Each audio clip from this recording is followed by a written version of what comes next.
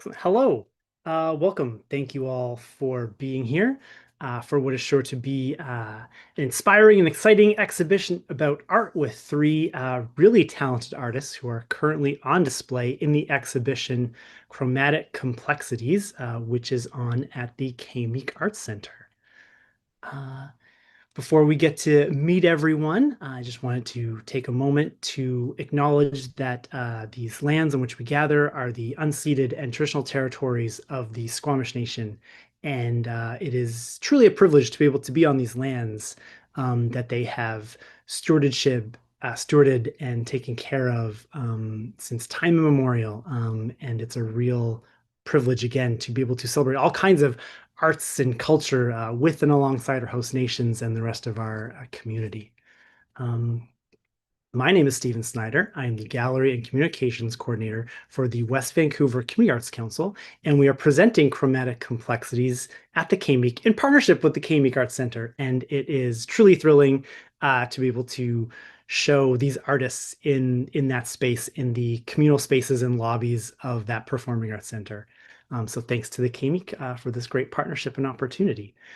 If you have any questions or comments for our artists, you can drop those in the chat and we will get to that as this conversation progresses. So Chromatic Complexities opened on May 21st and runs until June 22nd at the KMEEK and features our three artists here, Nadia Aldea, Ian Desai, and Marika Morissette.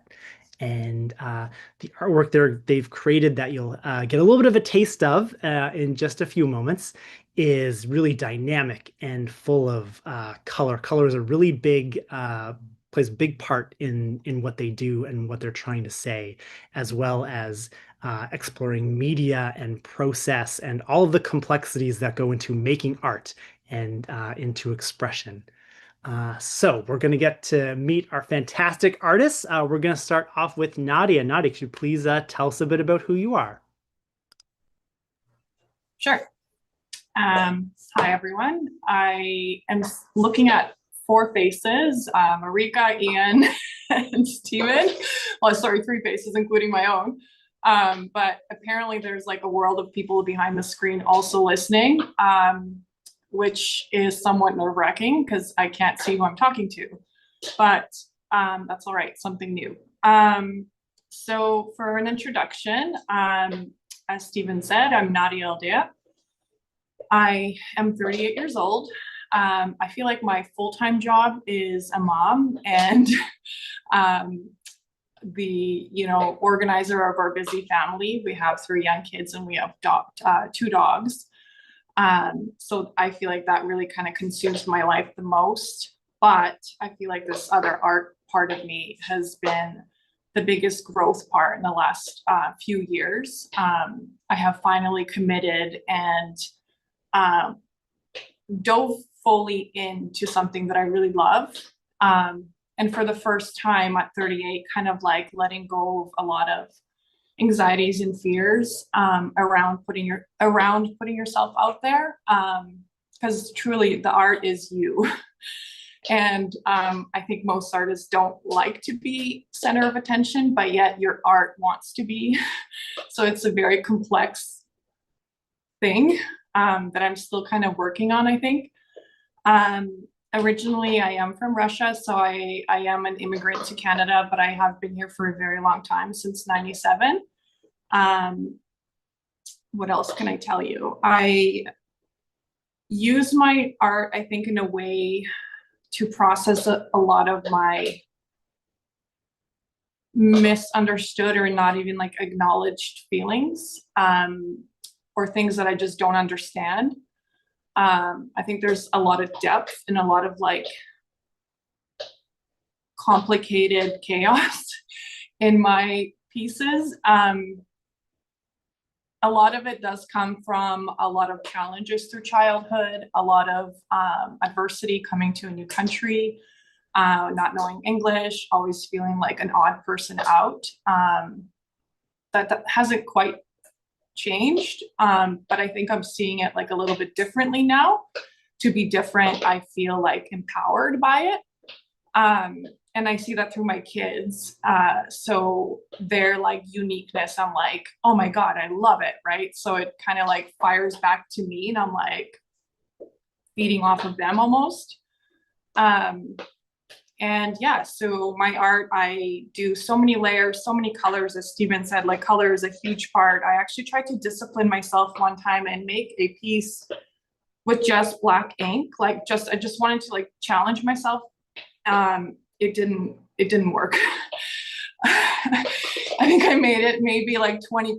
And then at some point I was like, well, I'll just put a little bit of green, or like, okay, well, maybe it'll just be black and green. And then it was like something else ended up being actually this whole layer of pieces. So yes, color is huge, and layering. I love adding like textures into my pieces where you can touch them. And you can touch them, but also like with your eye, you're seeing it and you're seeing the different mediums. So like a chalk, a pen, acrylic, a spray paint, a gelled over cutout canvas that's like an eyebrow, or one of my pieces I did like a sewed in yarn. So creating this like depth, but also like a feeling with the textures. And I didn't exactly plan to include faces in my paintings. That was never like a goal. It just kind of organically happened. I realized after a few that I was always starting, I would add all these layers, and then I would start seeing like an eye. It usually would start with an eye or like a mouth. So then I'm like, oh, so I treat them now as like these little characters that are coming out. They're born through the pieces without me planning them. So that's why a lot of times I'm like, do I really need to go to the opening? Like I feel like I'm so irrelative to the art, because the piece itself is itself. It's its own person.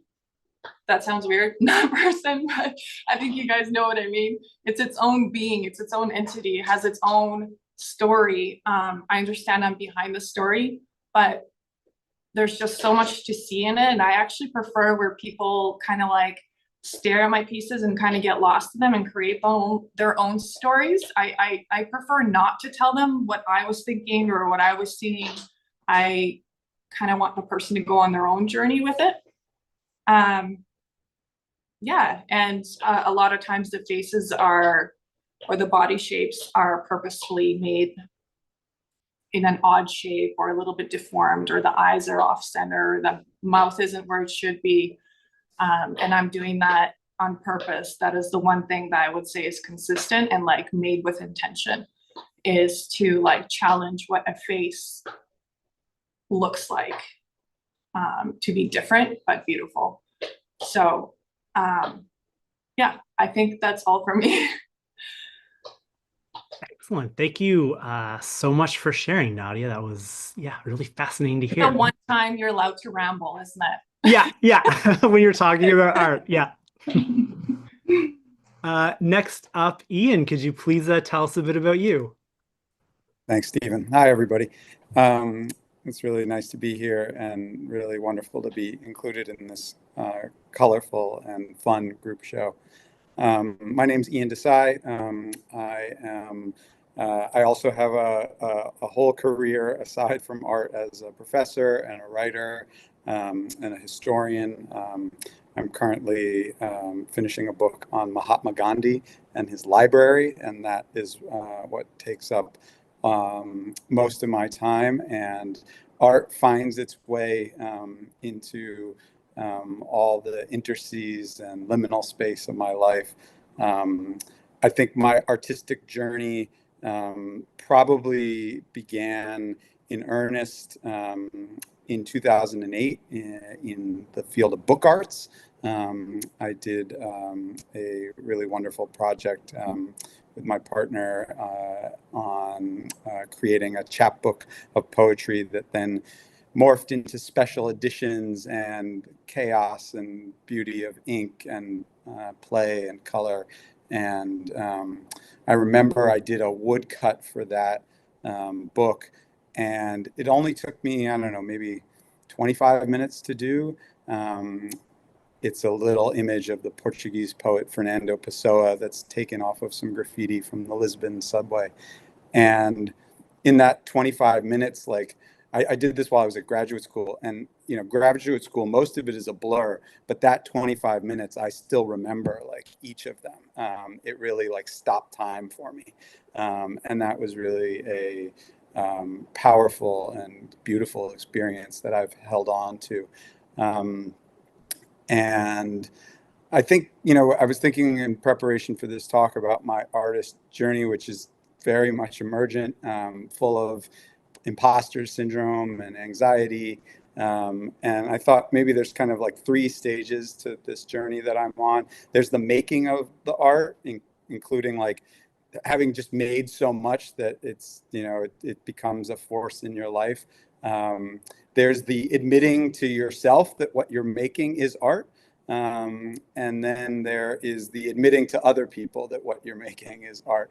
And I'm not sure which of those last two comes first. I really appreciate this opportunity to show at the Meek Center, which I came to when I wandered into the West Vancouver Library and saw a call for artists. And, that call kind of galvanized me. And so I think, my artistic journey is still a work in progress on those last two fronts. I'm kind of compulsively creative, so I work in all sorts of media. I've taken a lot of cool workshops through the West Vancouver Community Arts Council in weaving and sewing and all sorts of other creative practices. And I have a project I'm doing where I'm working on spray painting construction debris. I really like to get into process and material. This afternoon I was kind of in that working in construction materials, and I decided to start painting with screws. And I had a wildly fun time just using the screw as the instrument. So I'm willing to have a lot of fun and play, and mostly I see it as an opportunity for learning and expression. The pieces that are in the show at Meek are all part of a digital art project that I kind of fell into or seized onto during the pandemic. It was a really challenging pandemic for me. I was very, very far away from most of my family. And the phone was kind of like, it was like the size of the universe now. Everything went through the phone. And I found myself in one of the art apps on the phone called Procreate. Really at first just trying to like hold space and time for creation, and often while talking to people on the phone at a distance, I would just start experimenting with color. And I think I looked up like 3 years later and I had like 1,000 of these kind of color studies.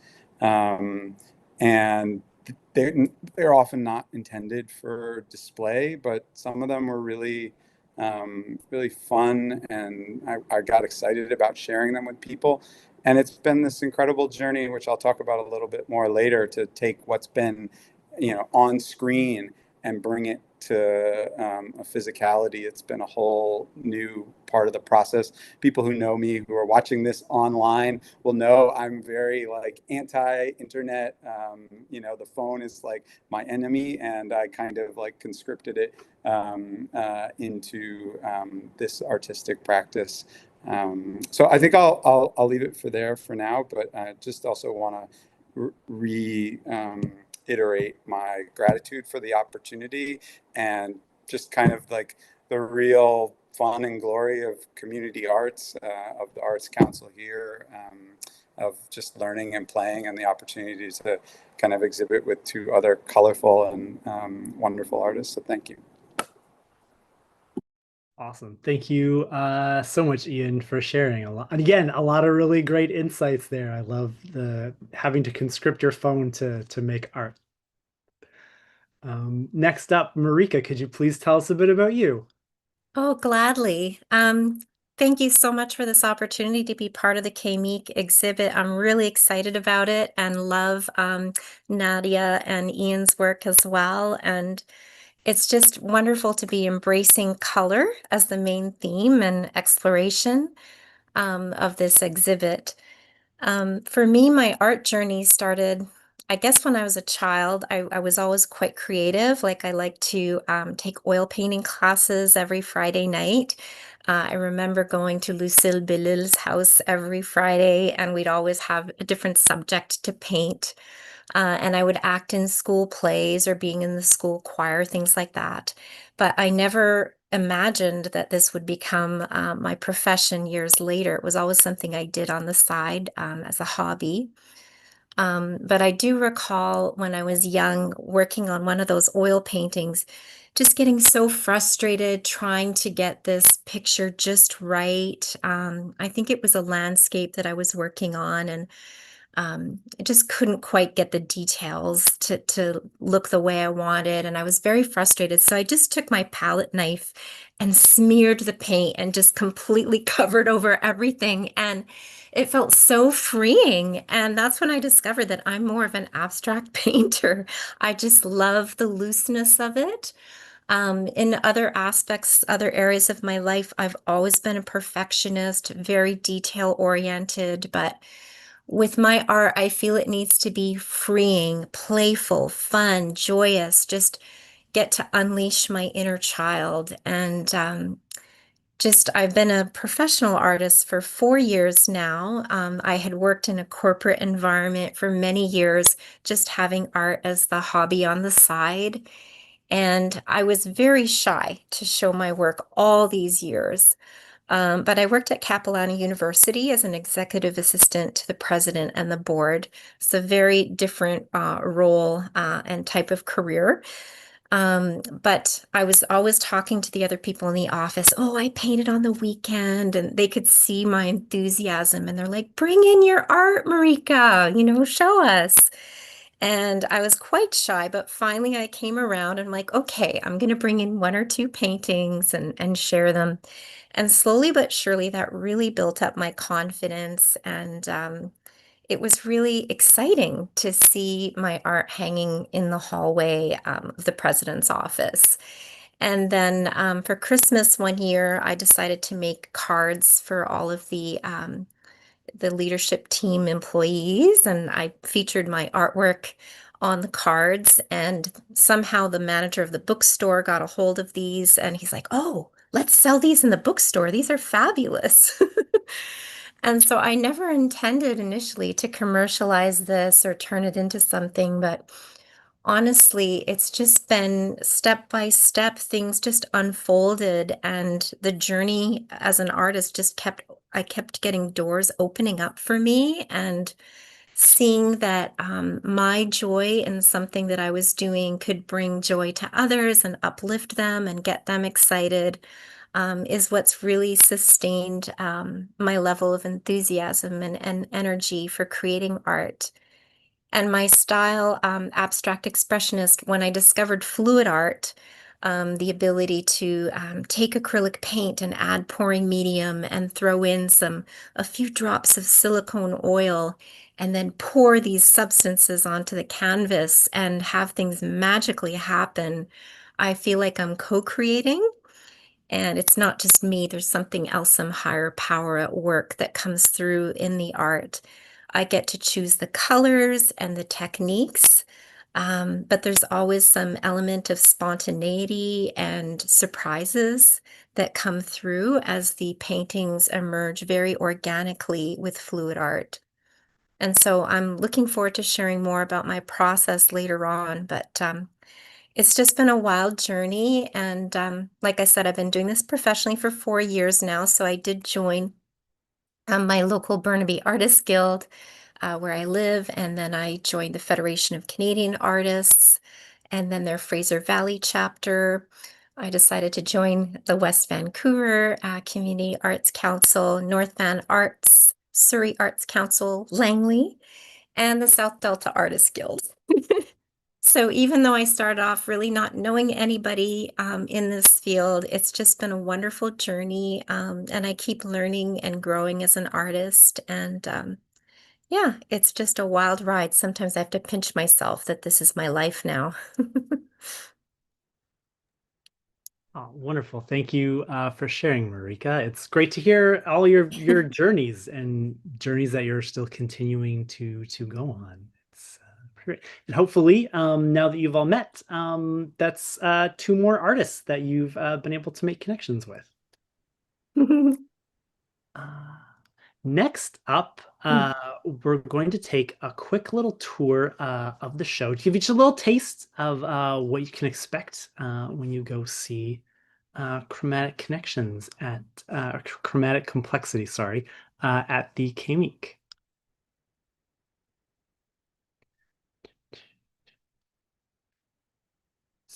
Uh,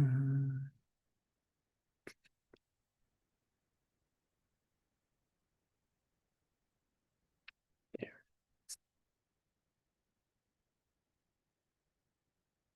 Excellent. So, the exhibit is on both floors of the K-Meek's theater levels. Up on the Grover Theater stage is where we start off here, which is a quick overview of everyone on this floor.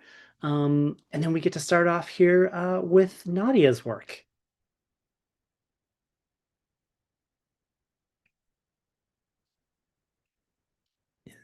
Like you said, very, very expressive, very tactile. And then we move on to some pieces here from Marika. You know, lots of color, very expressive, as you said.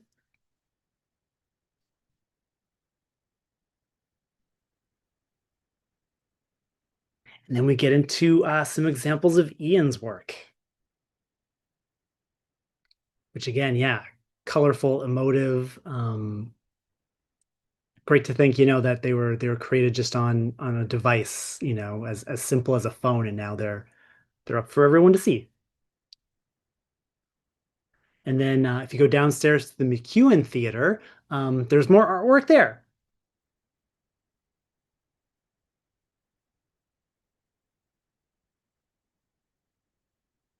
Again, it's a pretty dynamic combination of work here.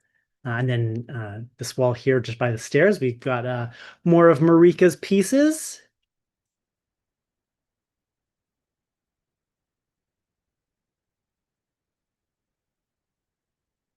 Interesting, when you're talking about the spontaneity, just letting everything flow, you can really kind of see that. But then in some of the pieces, like the birch trees upstairs, and then this bird piece down here, there's these little bits of intentionality every once in a while. And we get to move on to more of Ian's really wonderful color studies.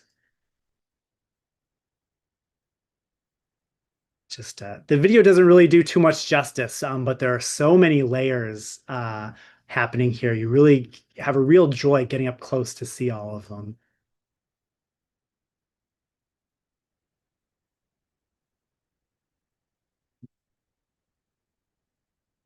And they're also pretty stunning and impactful from a distance as well.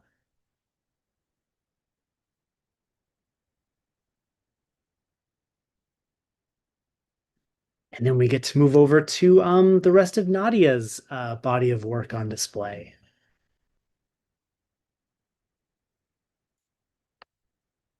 It's fun that you mentioned that you just get to see these shapes and these body parts. It's fun to try and find them ourselves. When we were putting up the show, Manzuri and I, our gallery system, we were like, oh no, there's another thing. There's another thing. It was pretty fun. Awesome. So that's just a quick little brief tour of the show. You've really got to go see it in person. Everything is incredibly impactful up close. As we said, there's a lot of textures and layers and depth to everyone's artwork that really hit you on I think a real core emotional level. Before we get into the next part, because some of these questions don't want to double dip anything. So in case they get hit on while everyone's talking, we do have a couple questions and comments from some people watching.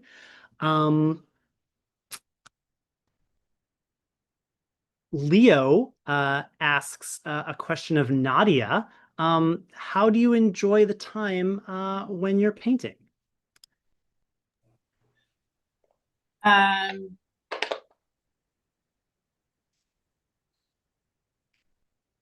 Probably, I would say, kind of getting lost in your mind without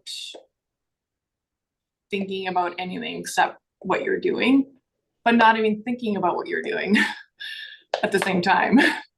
So you're just kind of like in this state of flow, I guess is the term, where you're just, I think it's like the greater force, like you said, Marika, like something else almost takes over. So just kind of letting things flow and feeling super light during it. And I think that is probably the most joyful part of creating, and the quiet. I really like quiet. Actually, I take that back. I paint in quiet, and sometimes I paint in like the most random music, like Eminem. So yeah, that's my answer to your question. Thank you for the question, Leo. Also for Nadia, Mila says, "You're doing great, Mom." Okay, love it. And Catherine Shen has a question for Ian. I don't know how much you want to get into this right now. Maybe you want to say more a little bit later. But are the colors in your art guided by color theory or something a little more intuitive? Thanks for the question. I think it's more intuitive, and maybe I'll think a little bit about how I might answer that when talking about a piece in a minute. Awesome. Thank you. It seems like there's a lot of everyone's following their guts when they're making their artwork. They might have a little bit of an idea, but it seems like you all really just kind of like to let things sort of progress on their own while you explore. Next up, each of the artists have selected one of the works that's on display, and they're going to talk a little bit more in depth about it, process, inspirations, as a little bit of an overview kind of the body of work that's on display. So let's start with Nadia. Let's talk about your piece. I'm going to bring it up here now. Excellent. Could you please tell us about this wonderful painting? Oh, you're muted.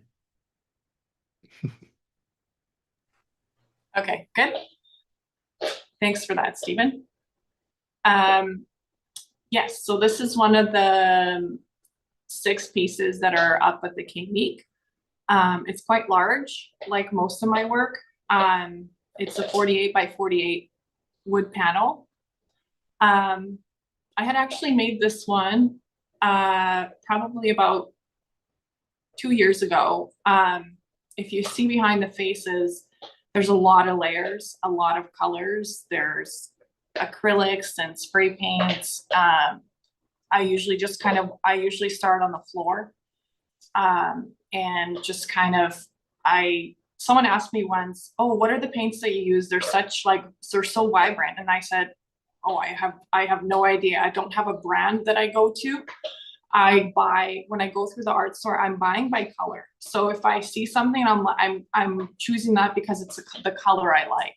So that's kind of what's forced me into the different mediums, is because I'm seeking that color. So say a spray paint the color of that will look different than the color of an acrylic. So yeah, so this piece originally had started with just kind of like the background, all the colors, not the faces. And there was one eye, because and the mouth, the bottom left corner mouth, the red lips, that was there as well. And it's been hanging in my home for about 2 years, and I would pass it every day. And after a while, I thought, I feel like there's something else in here that I need to bring out.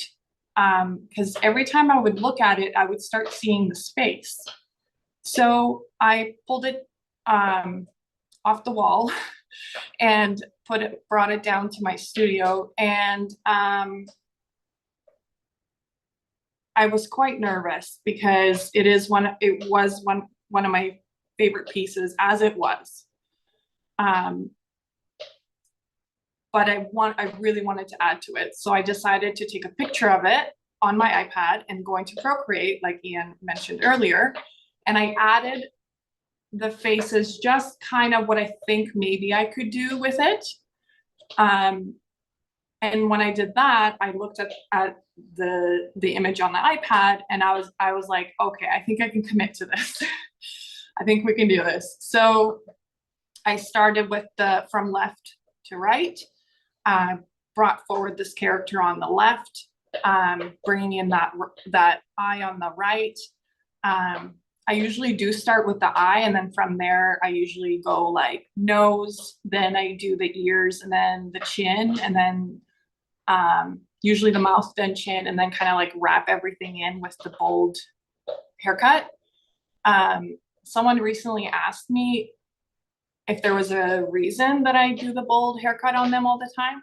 I mean, I have a sharp cut, but I don't think maybe that is why I'm doing it. I don't know, but I see it more as like a statement of like strength.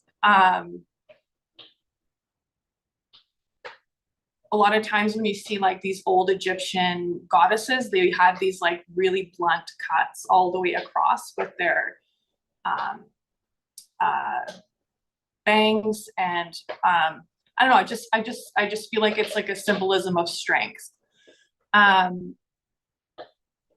Yeah, and then from the left character, I started going forward to the middle character. I saw the red eye here on the left, and from there it just kind of evolved into, I saw the mouth, and then I started kind of bringing it forward with the nose, and then the chest, and same thing with the last character in the back. Yeah, and at first I did do the chalk to bring it forward, which was quite light. And I kind of wanted them to be seen a little bit more. So I ended up doing the charcoal also, which I'm now realizing is quite a pattern with my work. I do use chalk first and then go over in charcoal, which can be a pain because charcoal is super smudgy.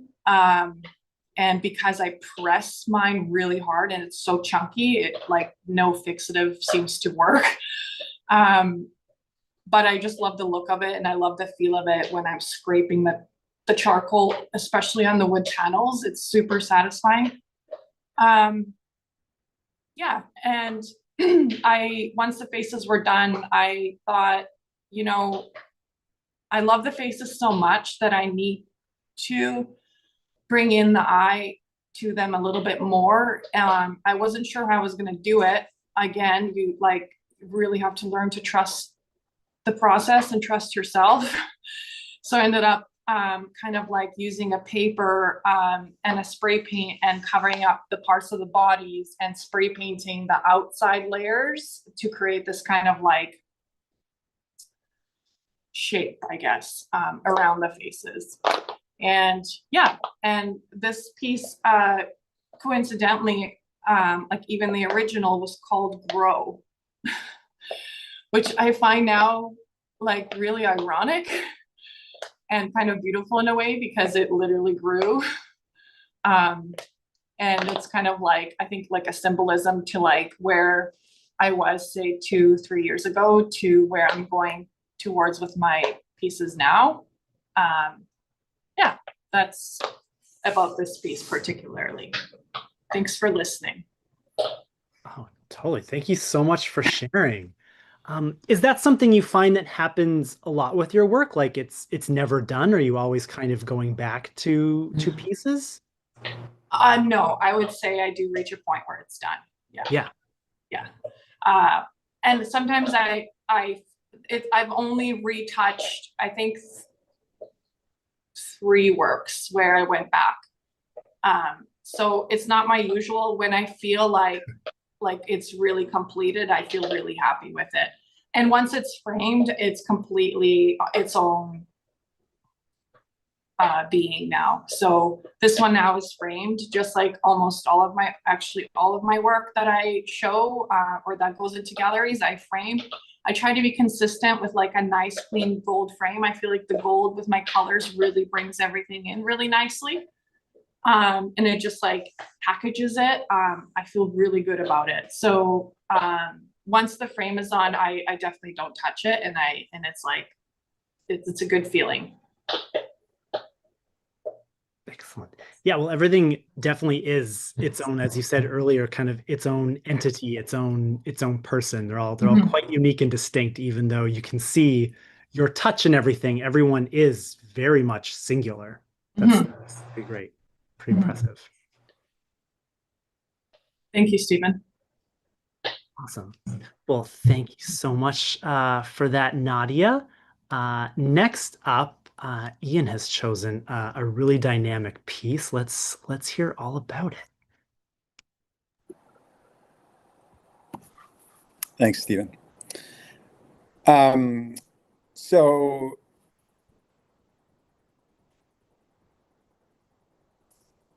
one of the fun things about working digitally is the possibilities for play and for riffing.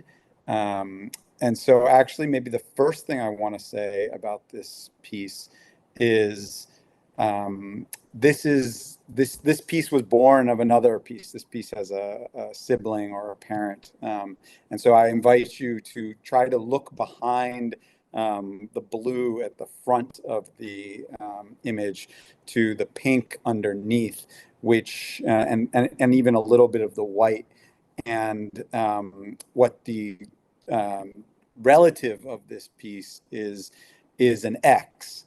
And I have a whole kind of alphabet series where I do different letters of the alphabet kind of emerging from color. Sometimes it starts with the letter, sometimes it starts with the color. It can move in both directions. Above all, I make the letter X. And I'll talk about this a little bit more in a minute. I think X has a lot of different meanings for me. One of it is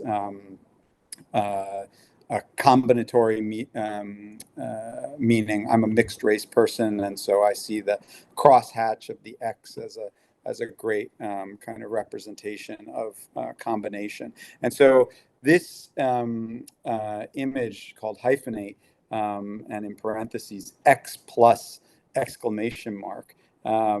It's this other image of an X underneath, and then what I did is I used a liquefying tool in Procreate to start pulling the color apart. And what emerged out of it is this image. And I had this really nice conversation with Nadia, actually, when we were hanging, about whether this was a figure or not, and whether I thought of it as a figure or not. And I think I have come to think of it as a figure, at least in this version. Maybe the other image more the letter X, and this figure that kind of emerges from it. But as I was thinking about that question, that conversation we had, it made me reflect that for me, kind of color is the subject. So on the one hand, I kind of, when looking for ways of describing what I do, and kind of using like the language of abstract art or something like this, that may end up with something that looks a little more representational. I think that actually, like, it was representational all along. What I'm trying to represent is color and the play and the combinations of color. And so without kind of, well, I guess it's a question a little bit for you, Marika, as well, because in your work, I see the kind of process as being part of the subject, the process of the pour being, you know, part of what you're trying to capture. And I think I'm after something like that. I'm trying to tell stories about color, to tell stories about relationships. Often I'm making images when I'm talking on the phone with somebody, or somewhat, you know, this is my way, ironically, of trying to focus in the chaos of the phone, which I find is like the perfect tool for not focusing. And this artistic practice is a way of trying to like bring it back to a calm and playful kind of experience on a device that can be, you know, frankly dangerous. And maddening, but also has this possibility of being fun and experimental. And so this piece, I think, speaks to that kind of relationality of color, colors emerging from other colors, playfulness. It's also, I grew up in New York City, and so this particular piece is really inspired by growing up in a world of graffiti and a kind of the wonders of street art, and the idea that you know, all you need to do sometimes is turn a corner and you meet something that, you know, lifts you up, that's fun and exciting. And so I think all of that is part of what was going on here. There's maybe two more things to say broadly. One is, I guess I'll answer Catherine's question. Catherine, a friend of mine, knows more about color theory, I'm sure, than I do. So I'm not consciously drawing from color theory, except for the fact that there are you know, artists who like Sam Gilliam, who I just love, and you know, that stuff is making itself into this work for sure. But I really, to me, this is like color practice, color play. The color theory, I think, that I might be drawing from a little bit more is actually like what Catherine and I have sometimes talked about, is, you know, the experience of being mixed race, and trying to find a place where when you combine two things, you are left with both something from each of the things that you have combined, as well as something new in and of itself. So that may be like some of the theory that's informing this a little bit more.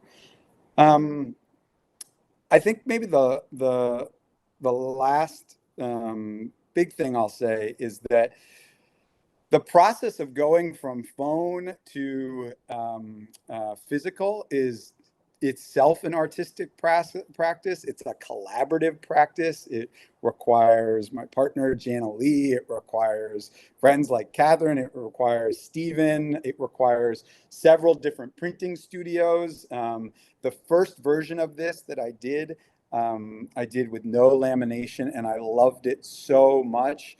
And then it got injured. And ultimately, I will kind of find a way to you know, maybe sew onto the injury, stitch it up.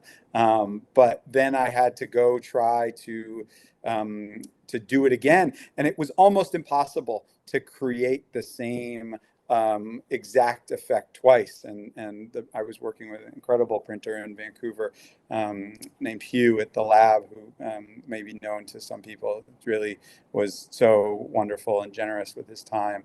And he kind of got, you know, really fascinated and into this piece in particular. And I went into the studio, and there were, you know, like 10 different examples of it. And that was really fun for me to realize that while I thought I had made one thing, I had actually maybe just made the bridge to the extension of the process, and that this piece could continue having all sorts of lives and afterlives. And it is, you know, I've been struggling a little bit also with the idea of, or the phrase of, digital art, because on the one hand, it was made digitally, but on the other hand, it has a great opportunity to live physically. I think this piece would make a fun sticker that you would, you know, see on the side of a street light in New York or something like that.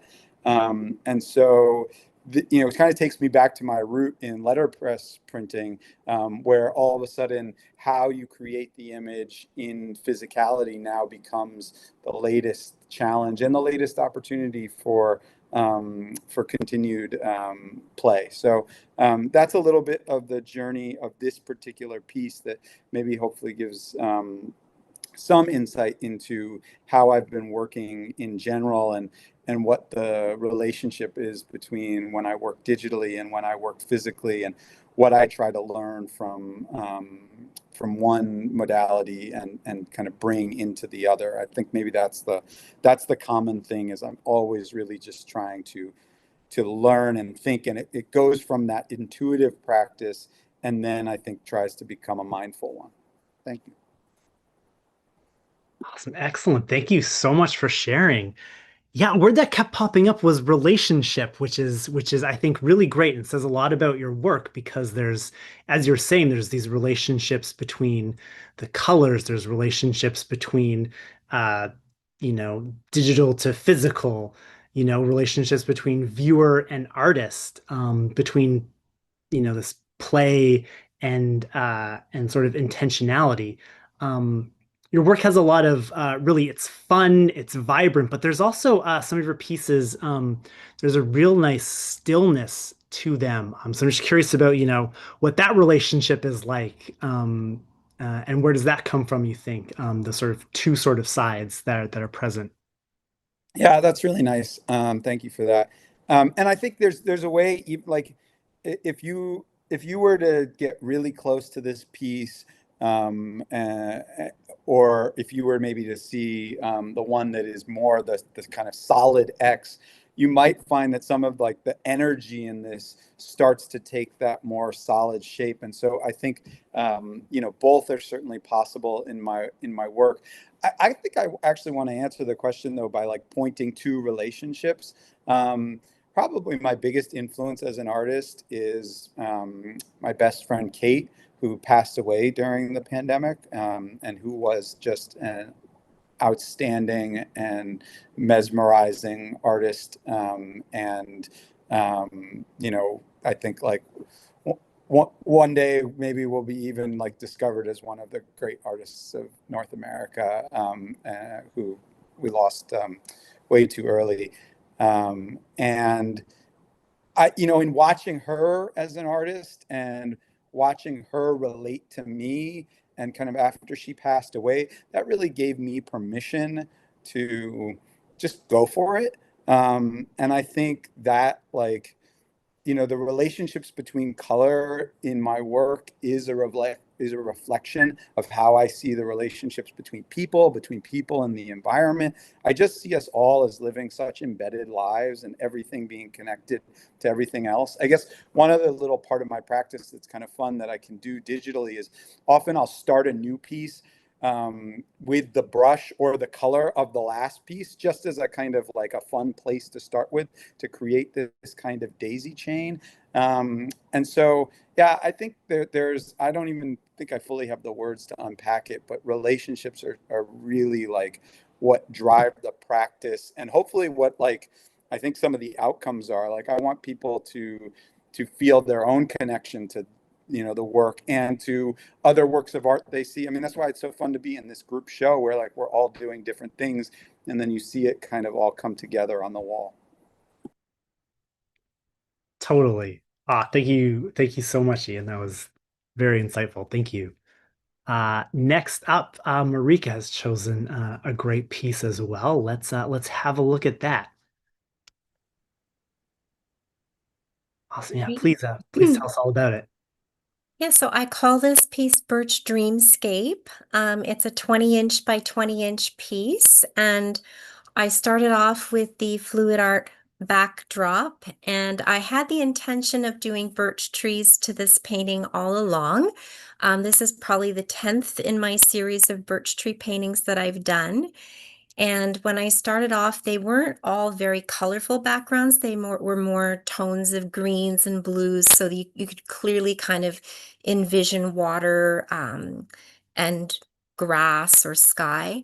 And I wanted intentionally to make this piece more dreamlike and really push the boundaries of the color to, like, the most spectacular sunset you can imagine, or reflections of the ripples on water in a surreal world where these wouldn't be the natural colors necessarily found. But and you'll find a lot of my works do have these bright, bold colors, the primary colors as their base. And what I love is the color mixing that happens. I get the beautiful purples and greens and different shades and tones just from the blending that happens as I'm doing the swiping method. So I often will pick I don't know, between 5 and 9 different colors for any given painting. And I like 1 or 2 of the colors to usually have some metallics in them so that there's a little bit of a sheen and more of a chemical reaction that will happen naturally. If I even use different brands of paint, I find that there'll be more cell formations and really beautiful, intricate patterns and textures that appear. And so I'll mix, I think I used probably 8 or 9 colors originally for this background pour. And the silicone oil that I use, it's just 1 or 2 drops in each color, but that really helps to create these cells. And then I also use a chef's torch, and the heat from that activates the chemical reactions that also generates even more cells. So if I want large, juicy cells, I don't mix the oil much in my cup. I'll just give it 1 or 2 stirs.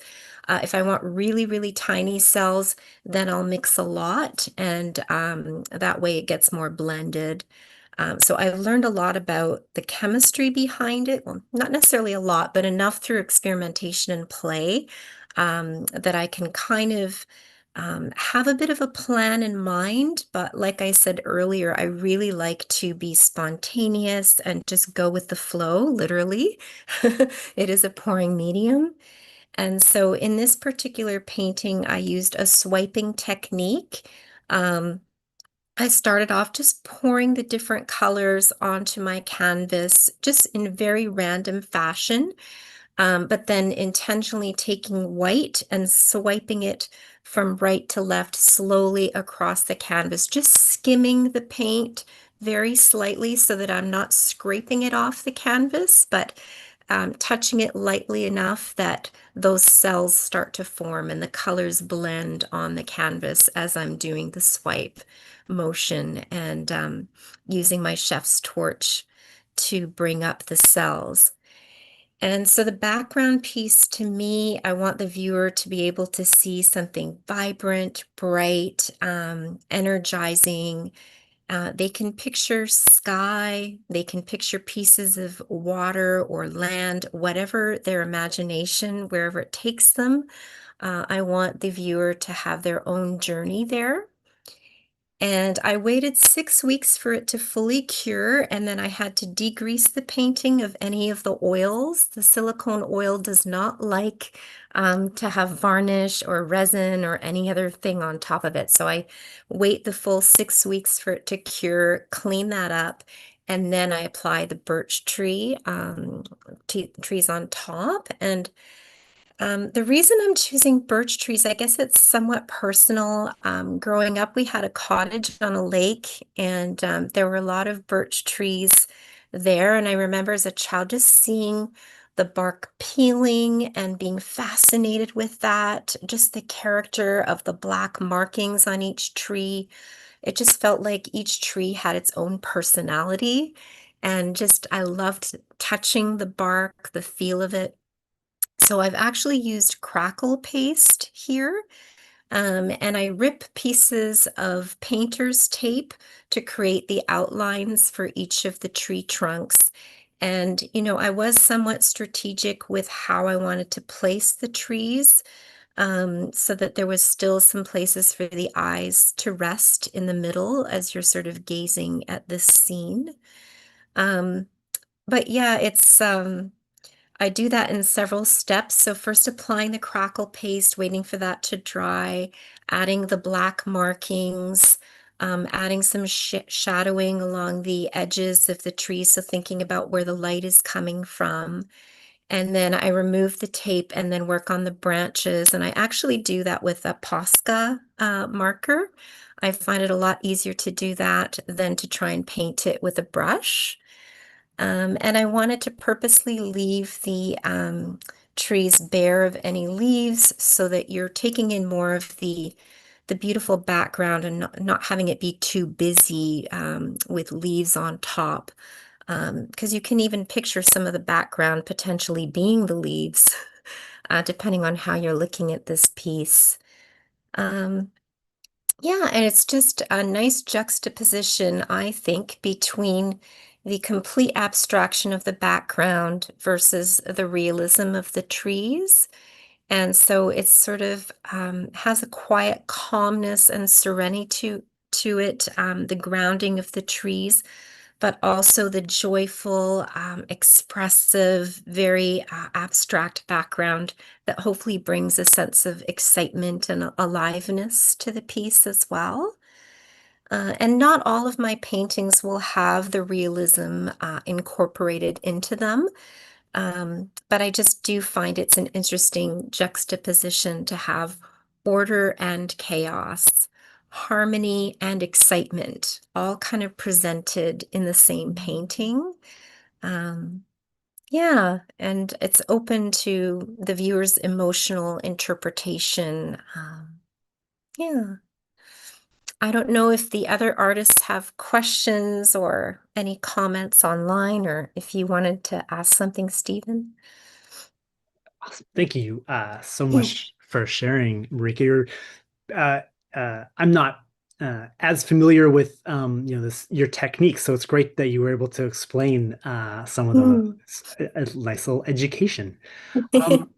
Process is very much seems to be what you're all about, right? Like going Mm. through it rather than the end product, to a degree anyway, because it Mhm. seems like you want to make things that people enjoy. You've said that a number of times. You know, you're trying to make connections and lift people up. How do you sort of reconcile that with this methodical yet up in the air kind of anything goes sort of process? Well, I guess depending on the painting, some of them truly are purely abstract and freeing. And like my exuberant flight painting, for example, you could see that as a bird flying in motion. Some people have told me they see a mermaid's tail. Other people see it as constellations and stars in the sky. And I love that. I love that there can be so many different interpretations and connections. And when I'm creating, I'm not thinking at all about the outcome. I'm just literally thinking, just in the moment, going with the flow, enjoying the color choices. You know, there's some control over that aspect and the techniques. But again, like I say, it's almost like a playful discovery each time. I don't even know which direction I'm going to go. So I have all of my tools at my disposal. I've got my swiping tools. I have balloons. I have hair dryers, straws. I use my breath and I blow on the paint. Just whatever I intuitively feel, like whatever comes to me, I just go with it. And sometimes the outcome isn't, a masterpiece, and that's okay because then I can do a different treatment. For example, with the Follow the Swallow. I thought, okay, well, it's a nice painting, but it's lacking some definition. So let's create a negative space painting and have some birds appear with this backdrop of these really cool cells. So the outcome will come to me sometimes after I've sat with the piece and looked at it for a number of days, and then I realize, okay, this painting does stand on its own. Or I might think, okay, let's transform it yet again into something else. And there's no right or wrong, good or bad. It's just different possibilities. And I really try to view my art making in that way and get away from my perfectionism and all those thoughts I used to have that worried me about, oh, what are other people going to think? Or how will this be interpreted? It's like, no, no, this is the opposite. It's open, it's about connection and play. Mm. Excellent. Thank you so much for sharing. Again, there's a lot of similar themes coming up with y'all, again, process experimentation, but I think ultimately connection is kind of, and relationships is sort of what all of your work is about. Uh, a couple more things from the chat here. Um, uh, Jana says, a question for everyone. How do you know when your work is finished? And are they ever finished? A few of you have touched on that, but yeah, if anyone wants to elaborate, please go ahead.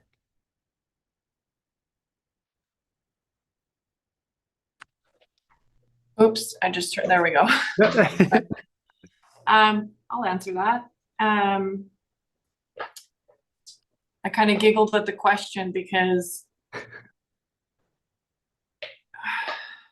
I'm like, I'll answer it. Because I'm intrigued by the question, because I feel like I play with that question a lot. And I will say for myself, when I feel it's finished is when I feel like I can walk away from it and feel satisfied not to pick up another paint or another like mark on it, or I observe it usually from, each corner in detail. And I think it's when it's like you feel at peace that it's its own. It's almost like a feeling. I would say it's almost, I don't know, it's hard to describe. But I keep adding until it feels right. And then when it feels right, it feels complete. That's how it is for my process. I'm very curious how Marika and Ian will answer this, because I find this question really interesting. Ian or Marika, anyone else want to take a stab at this?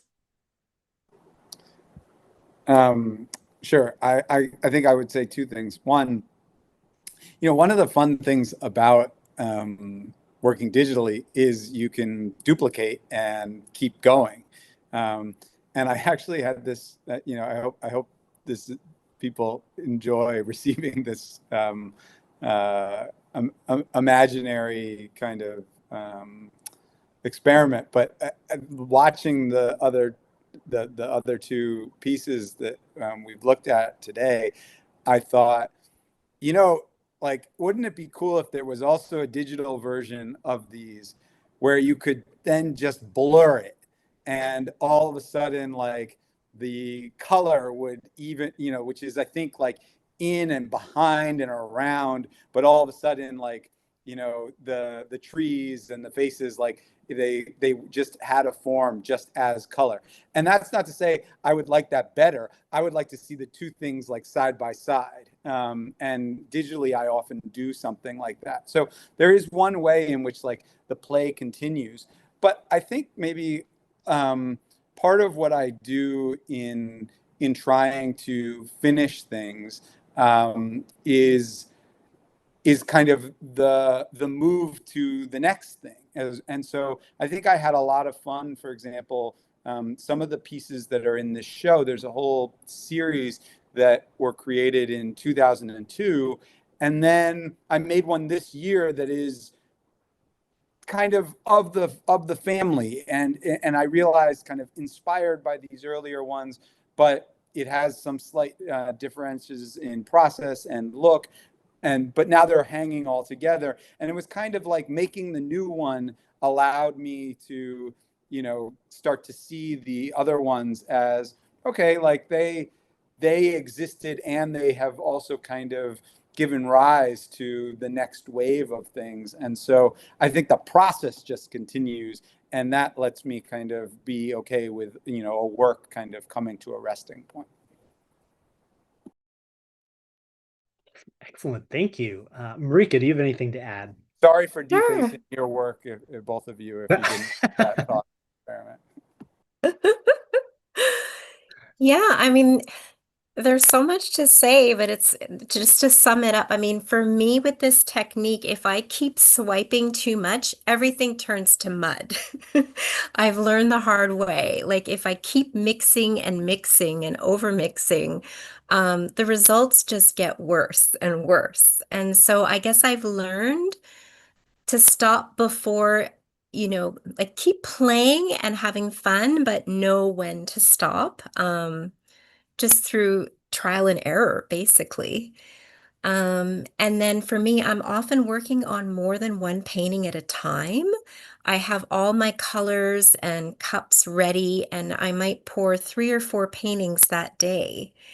And so I can go back and forth and look at what I've done. But within 2, 3 hours, if I touch it again, it's going to have a different texture. I could ruin what I've already done. So there is a time limit with the fluid art, which actually forces me to do it within a shorter period of time and decide, okay, I'm not touching this anymore because if I do, I'm going to wreck it. Yeah. I was actually going to ask if you work on multiple pieces at a time, so it seems like you might have that opportunity. And also, Mhm. to what Ian was saying, I would love for all three of you to collab on something. I think that would be super interesting. Yeah. Count me in.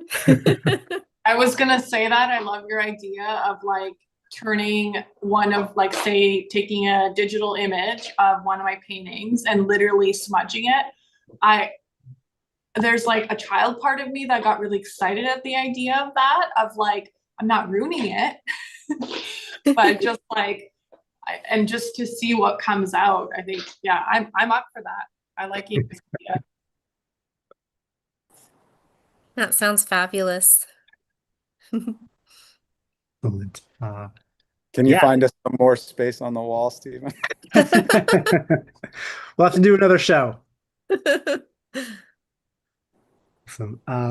Well, I think that wraps everything up for this conversation. I'm sure we could all talk for hours and hours more about artwork. But hopefully this has inspired everyone watching to want to go see everything in person. So please head on down to the Meek Art Center in West Vancouver. Chromatic Complexities on until June 22nd. It's a stunning exhibit. It's full of life, really thought-provoking, really emotional. So please go check it out. And thank you all for joining us, and thanks for everyone with the great questions and comments. And a huge thank you to our artists, Nadia Aldea, Ian Desai, and Marika Morissette for not only sharing their artwork, but sharing themselves with us in this conversation. And if you want to know more about our artists, more about the Arts Council and the Meek, in the description of this video, there's links to websites, social media, so you can stay up to date on what everyone's doing. So thanks again, y'all, for sharing. This was a wonderful conversation. Thank you so much, Stephen. Thank you for everything. Thank you. Okay. Bye. Bye, Ian. Bye, Marika. Take care, everyone. Bye. Hi, thank you again.